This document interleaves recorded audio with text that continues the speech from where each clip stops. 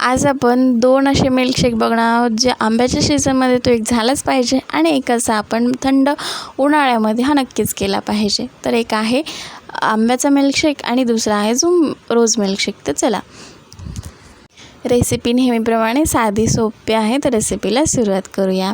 हाय, मी कल्पना, माझ्या चॅनलवरती तुमचं खूप खूप मनापासून स्वागत करते। तर आता सगळ्यात पहिल्यांदा जो आहे उन्हाळा सीझन चालू आहे, आंबे भरपूर आलेले आहे, त्यामुळे सगळ्यात पहिल्यांदा जो करायचा आहे तो म्हणजे मँगो मिल्कशेक। तर त्यासाठी 2 आंबे घेतलेले आहेत, त्याला स्वच्छ असं धुवून घ्यायचं पाण्यामध्ये। स्वच्छ धुवून घेतलं की एका कोरड्या कपड्याने मस्त असं पुसून घ्यायचं। तर इथे आपण मस्त असं आंबा कट करून घेऊया आणि आतला जो पल्प असतो तो सुद्धा काढून घेऊया।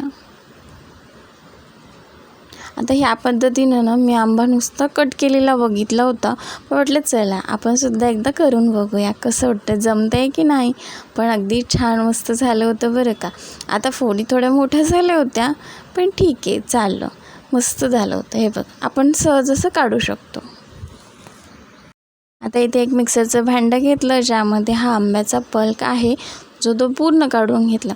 आता इथे ना एका आंब्यामध्ये साधारणपणे आपण दीड ग्लास सहज बनवू शकतो। आता जर तुम्हाला प्रमाण वाढवायचं असेल तर तुम्ही प्रमाण वाढवू शकता, पण इथे फक्त मी रेसिपीसाठी म्हटलं तर 1.5 ग्लासचं केलं होतं। आता हे बघा, छान असं सगळा पल्प व्यवस्थित काढून घ्यायचा। आता इथे मी एका आंब्याचा पल्प सगळा काढून घेतलेला, त्यामध्ये अर्धी वाटी साखर टाकायची। आता आंब्याच्या गोडव्यानुसार साखर कमी जास्त होऊ शकते। आणि आता हे मस्त अशी याची ग्रेव्ही करून घ्यायची। हे बघा, मस्त असा पल्प झालेला आहे, तो व्यवस्थित मॅश झालेला आहे, मस्त असा रसासारखा।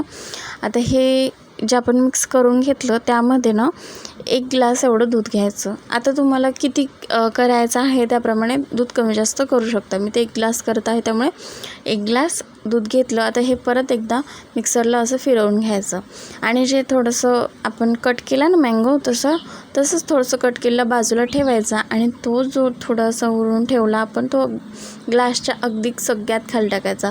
कारण जेव्हा आपण आंब्याचा रस करू दे किंवा मिल्कशेक असू दे, जेव्हा ज्या ओरिजिनल पदार्थाचा आपण करतो तो जर दाताखाली आला तर खरंच त्यापेक्षा सुख वेगळं असं काही नाही। कारण जेव्हा आपण मँगो करतो, रोज करतो किंवा कुठल्याही पदार्थाचा मिल्कशेक असू दे, ओरिजिनल जे फळ आहे ते जर खायला खूप मजा असते त्याच्यामध्ये। तर त्यासाठीच मी काय केलं, आंब्याचा जो थोडंसं पल्प उरलं होतं तो खालीच टाकला तसंच, आणि त्यावरती जे आपण मिक्सरमध्ये फिरवून घेतलं तर ते टाकलं होतं मिल्कशेक। तर चला आता त्यावरती थोडीशी आईस्क्रीम टाकूया। आता मला ना जी व्हाईट, तुमच्याकडे कोणती साधी जी आईस्क्रीम असेल जे आपल्याला सहज उपलब्ध भेटते ती टाकायची, छान लागते चवीलासुद्धा। आणि थोडीशी टुटी फ्रुटी टाकायची।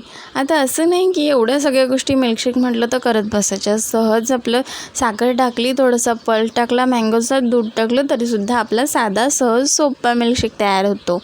पण असा हा छान दिसतो, फक्त त्यासाठी एवढं आईस्क्रीम टाकली, थोडीशी टुटी फ्रुटी टाकली तर तयार झाला आपला मँगो मिल्कशेक। आता दुसरा बनवायला घेऊया, तो अगदी साधा सोपा सहज बनवता येईल असा आहे। तर इथे 1 ग्लास दूध घेतलं। आता 1 ग्लास दूध मिक्सरच्या भांड्यामध्ये टाकायचं आणि तुम्ही गाईचं, शक्यतो जेव्हा आपण मिल्कशेक बनवतो तेव्हा फुल फॅट दूध असेल तर त्याची चव अजून छान येते। आणि 1 वाटी अर्धी वाटी साखर टाकायची, तुम्हाला जसं गोडाचं प्रमाण आवडतं ना त्याप्रमाणे।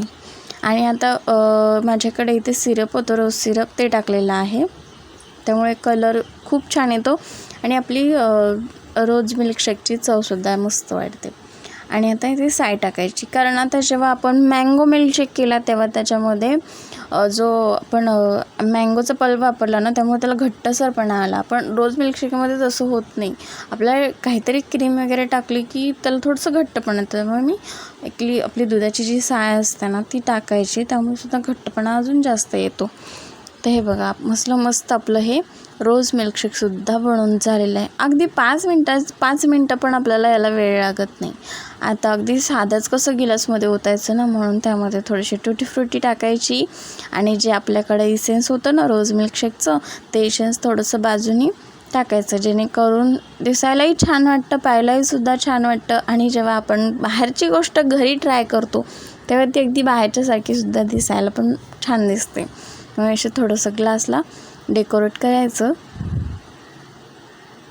पण आता काही ह्या सगळ्या गोष्टी करत बसण्याची गरज नाही. आपण थोडीशी साखर टाकली, दूध टाकलं, थोडीशी घट्टपणासाठी आपण काहीतरी टाकलं तरी आपला साधा सोपा मिल्कशेक तयार होऊन जातो. आता ह्याच्यामध्ये ना जो आपण मिल्कशेक तयार केलेला आहे रोज, तो आपण ह्याच्यामध्ये टाकून घेऊया आणि ह्याच्यावरसुद्धा तसंच साधं सोपं काहीतरी डेकोरेशन करायचं. थोडीशी आईस्क्रीम, थोडीशी टुटी फ्रुटी किंवा ड्रायफ्रूट असतील ते टाकून द्यायचे आणि जर असेल तर गुलकंद टाकला तर खरंच खूप छान लागेल. पण माझ्याकडे काही गुलकंद नव्हता, त्यामुळे मी थोडंसं गुलाबच्या पाकळ्या होत्या त्या थोड्याशा ठेवलेल्या आहेत. आता हे बघ, इथे टाकली मी आईस्क्रीम. त्यावर टाकायची थोडीशी टुटी फ्रुटी. जी टुटी फ्रुटीमुळे दिसायलासुद्धा खूप छान दिसतं बरं का. असं वाटतं की खरंच आपण बाहेरून आणलं आहे की काय. बघा, तुम्ही बघा किती छान दिसतंय की नाही. तर चला, बोलता बोलता अगदी दोन्हीही आपले रोज मिल्कशेक आणि मँगो मिल्कशेक दोन्हीही बनवून झाले. आता हे बघा, थोडेसे गुलाबच्या पाकळ्या होत्या त्यामुळे थोडंसं डेकोरेशन केलं, ज्यामुळे ते दिसायला खूप छान दिसेल आणि खरंच खूप छान दिसते सुद्धा. बघा, दोन्ही तयार झाले. मँगो आणि रोज मिल्कशेक अगदी साध्या सोप्या रेसिपी आहेत, पण खरंच आपण जेव्हा ती बघतो ना तेव्हा खरंच असं वाटतं खूप सामान लागतं, खूप साहित्य लागतं, त्यामुळे करायचा कंटाळा येतो. पण अगदी सहज जे काही आपल्याकडे घरी उपलब्ध आहे त्यातून आपण अगदी छान रेसिपी तयार करू शकतो. ह्याचसाठी खरंच तर आपलं चॅनल बनलेलं आहे. त्यामुळे नक्की ट्राय करा. कशी झाली कमेंट करून घरी जे सांगा. पदार्थ असतात तुम्हाला व्हिडिओ आपण आवडला रेसिपी तर तयार व्हिडिओला लाईक करत करा. असतो. अशा रेसिपी तुम्हाला बघायला आवडत असतील तर चॅनलला नक्की सबस्क्राईब करा. तर असंच भेटूया एका नवीन रेसिपीसोबत जी नेहमीप्रमाणे साधी आणि सोपी असेल. तोपर्यंत बाय.